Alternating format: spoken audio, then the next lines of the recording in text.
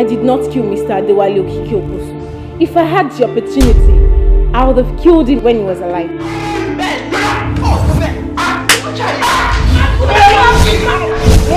What's my shit now? What the hell is this?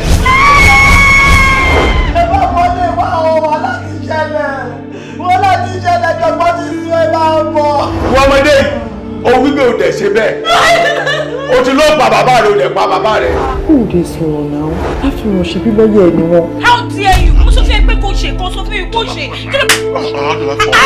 You're going to do it right now. Master, Chori, Ọlọ́run ló bá mi wò ẹ́. Ọlọ́run mú ọ̀pọ̀lọpọ̀ ẹ̀bẹ̀ tí bàbá tó ní bàbá ẹ̀ ṣe bàbá gidi. Uncle Asisi. Ẹ jẹ́ kí n concentrate now. Ẹjọ́ wọn ẹni tí èèyàn kì í ṣe aláwọ̀ rẹ̀ bí ti dáàdì mi. Ẹ tún máa yí sọ́tún, ẹ máa yí báyìí, kẹ́ máa yí báyìí, nothing. Ẹ bàbá ẹ lọ try ẹ o. Domestic violence ṣé nǹkan kékeré ni? Ó fọwọ́ yẹpẹrẹ mú domestic violence. Ṣé kìí ṣe pé bàbá wèrè yìí ti fi ọmọ ìlágàdá gbọdọ̀?